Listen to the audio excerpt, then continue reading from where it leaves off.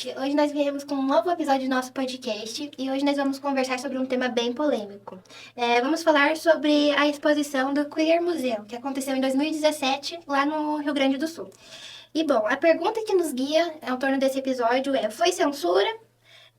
E se foi, quem censurou? O Estado, o setor privado ou a opinião pública? O que vocês acham? Levarmos em consideração a nossa lei maior, que é a Constituição, nós temos dois artigos principais que defendem a liberdade de expressão, que são o artigo 5º e o 220. Então, a partir do momento que, de certa forma, estão cerceando a liberdade de expressão de algum grupo, alguma empresa, alguma pessoa única, é uma forma de censura. A exposição foi cancelada, né, após protestos na internet e protestos físicos, né? O que vocês acham que a atitude que o banco teria que ter tomado? Acho que assim, igual você falou ali, se foi censura pelo Estado ou pelo privado ou, né, opinião pública. Né, pelo Estado não foi, né, o Ministério Público conferiu e para eles, né, não tinha nada ali que exatamente afetasse alguma pessoa. Né, era arte, ele entendeu como arte, né, e por conta disso ele se retirou, não mandou fechar, não mandou fazer nada, né, e quem decidiu não reabrir ali a exposição foi o próprio banco. Eu acredito que, em relação à liberdade de expressão do artigo 5º e do artigo 220, a ausência do Estado nesse sentido prejudicou no sentido de que ele deveria ter atuado, sim, ter voz, sim, intervir e não deixar a população, de certa forma, se lutar contra, né? E acredito que... Tá fazendo um boicote, né?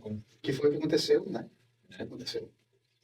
E não foi garantido, né? Esses direitos que está previsto na Constituição não foram garantidos praticamente nenhum, né? Exatamente. E a liberdade de expressão é algo que muitas pessoas interpretam como subjetivo, como algo muitas vezes até secundário, mas a gente tem que levar em consideração que ela só pode ser cerceada a partir do momento que ela fira alguém de maneira absurda. Então, acredito que esse tema se torna polêmico porque justamente foi praticada uma censura.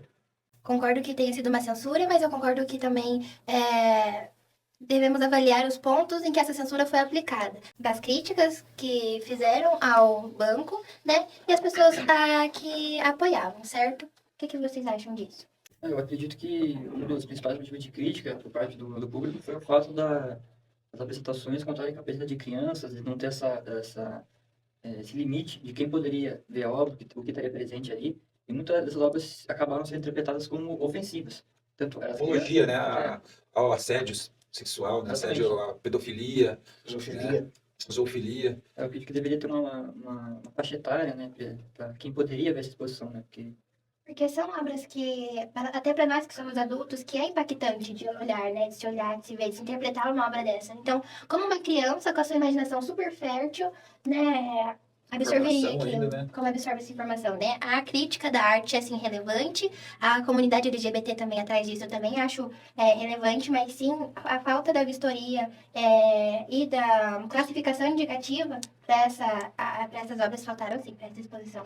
Muitas entidades religiosas, muitos órgãos religiosos também se opuseram pelo fato de... Se sentiram ofendidos. Se sentiram ofendidos, né? Pelo fato disso. Mas isso não pode atrapalhar a liberdade de expressão, né? Que a Constituição nos garante, né? Que temos direito à liberdade de pensamento, liberdade de expressão, liberdade religiosa. Então, cada um tem um direito. A religião deles, né, a gente não pode se opor, né? Também, né? E também, assim, tem que tomar cuidado também por essa crítica não sobre os artistas, né? Porque o objetivo da arte é justamente ser afrontosa. É buscar a crítica através de alguma forma de expressão artística. Chamar a atenção, né? Isso, exato. Eu acredito que, igual, né, o Vitor falou, tem limites, tem que ter limites. Né? Então, eu acredito que não haveria essa parte da população, né, igual a Laís falou, se fosse colocada ali, né, uma classificação, entendeu? Para pessoa de certa idade e tudo mais, né? Porque assim, essa obra foi cancelada, né? Foi cancelada nessa época aí, né? Mas recentemente teve uma no Rio de Janeiro, a mesma, entendeu? E não foi cancelada, por quê? Porque foi feita da maneira certa. Eu acho que tinha que ter realmente esse controle, né? Avisos, né?